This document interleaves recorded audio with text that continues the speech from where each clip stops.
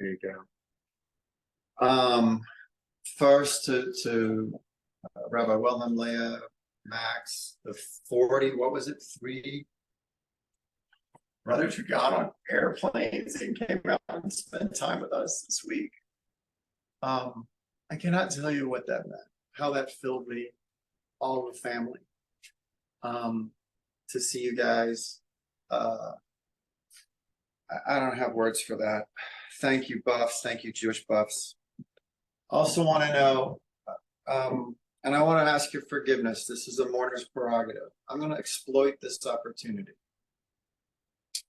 You're my connection to Boulder from another side of the country.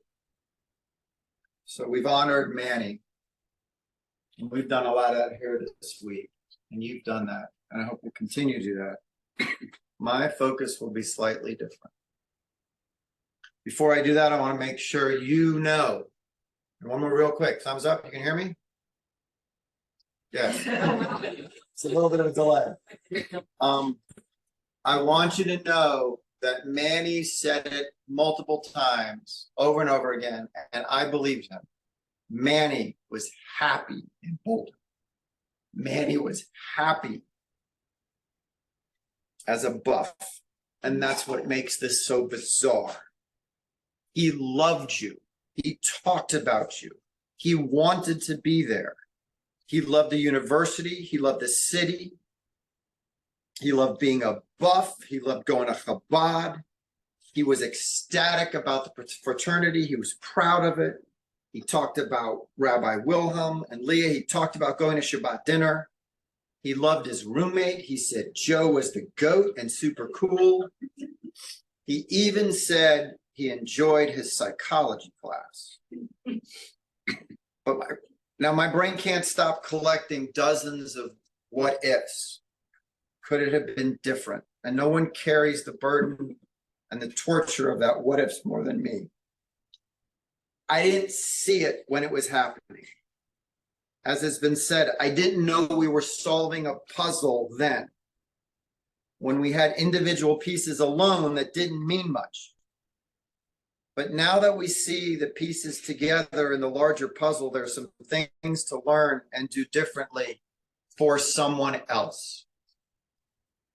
So the extent that you, my sons in Boulder, this group right here can be my conduit of communication to each other and to the University of Colorado Boulder, to the extent that you can be my bullhorn on Farron Field, to the extent that you know what office to walk into and what administrator to talk to.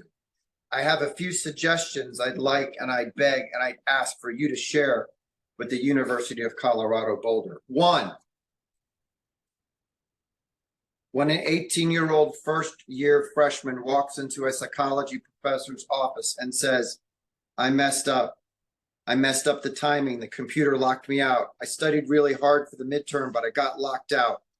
And now I have a 0 on that test and an F in the class. I studied really hard, professor. Is there a way I can take the test again? Maybe next time that psychology professor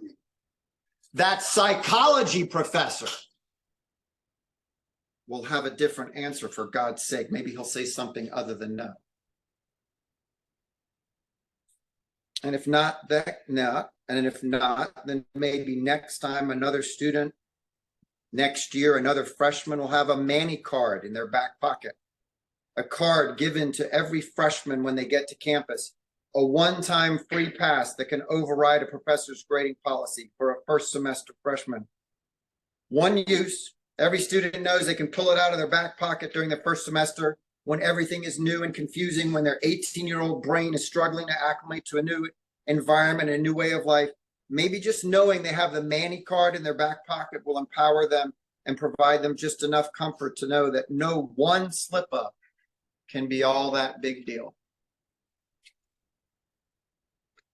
3, when an 18-year-old first-year freshman doesn't show up for his writing class for 3 weeks in a row,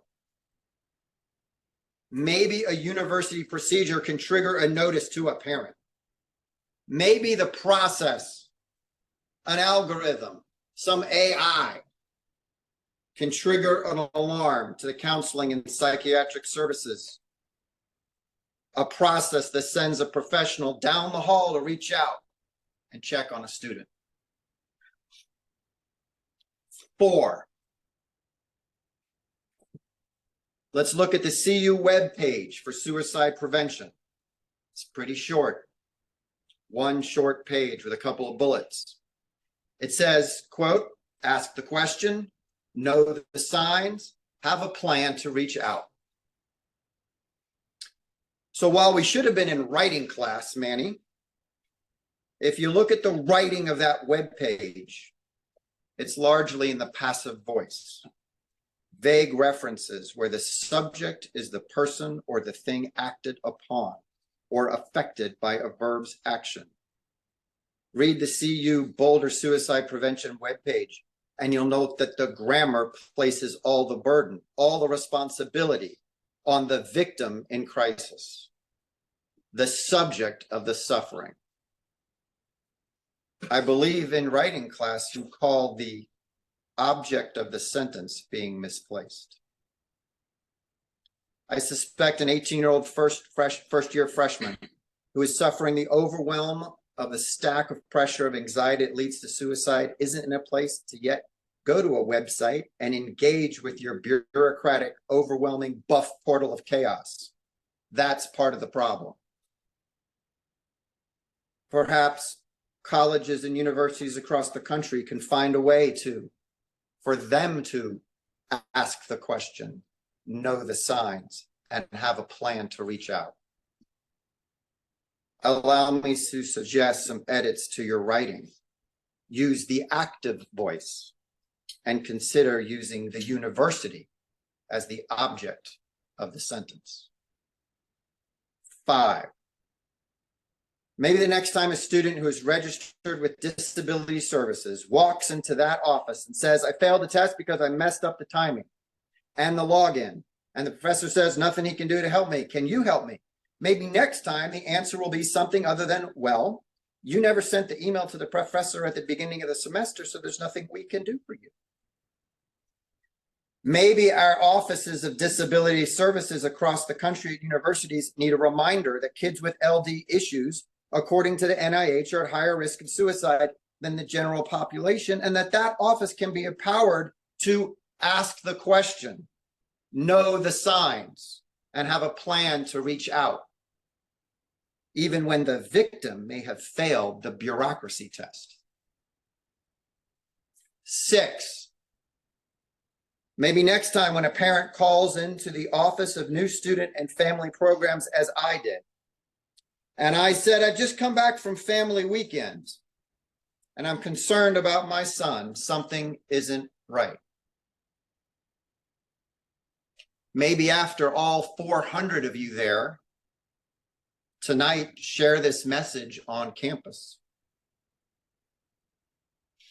Perhaps next year, the new Family, Student, and Family Programs Affairs script for concerned parents that call in will be something other than, well, you know, the first semester is hard on all students. I'm sure it'll be just fine. And when I say, yeah, but I'm really concerned, maybe next time there'll be a new script and a new procedure in place where the machinery of the university asks the question, knows the signs, and triggers an outreach. Triggers a clinical psychology graduate student maybe to walk down the hall and do a check-in visit on the student. In hindsight, it can almost start to appear obvious. Admittedly, we didn't see it then. In hindsight, I wish I'd hopped on a plane and yanked my son out of there, but we only have hindsight after the fact. And as parents, we're legally and bureaucratically blocked out as what we can do and to the information we're even allowed to have access to for our 18-year-old adult children. Only the university has the pieces to the puzzle in their systems and the processes as it's happening. I've thought it a little odd that I haven't yet received a phone call from the president of the university or some other higher up who would express shock and concern. Until yesterday, when I was speaking with a very kind and caring detective who is investigating the case at Boulder County Sheriff's Office. I asked him, "Detective, how many suicides have there been at UC Boulder?" He said, "Manny was the fourth." I said, "Wow, 4 in how many years?" He said, "Manny was the 4th this semester so far." Apparently not so shocking to a university president. But don't get me wrong, I don't think this is a UC Boulder problem. I don't think this is anything different on your campus that Manny loved than campuses across this country. Something is terribly wrong on our college campuses. Maybe some of these ideas will help, maybe not. Maybe we need other ideas. Maybe you'll come up with them. As we learn in Pirkei Avot, it is not incumbent upon you to finish the task, but neither are you free to absolve yourself from it. So let's begin. You and me, brothers. Those were 6 suggestions for structural changes at the university level. Here are 3 things I'm going to ask you to do.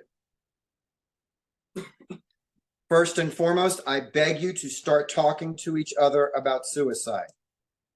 You talk about drugs, you talk about alcohol and sex and all sorts of other subjects that have risks and real consequences that a few years ago we couldn't talk about or didn't talk about.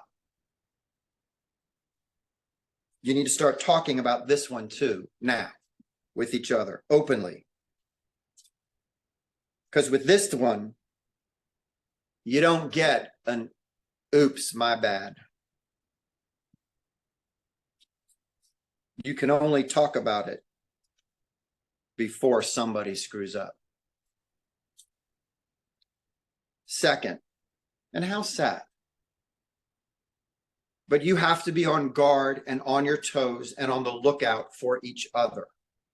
When you suspect something is up, you can't brush it off. You can't brush by it or feel it isn't your place to stare at that one small piece of the puzzle and ask, could this be part of a larger puzzle no one else yet sees?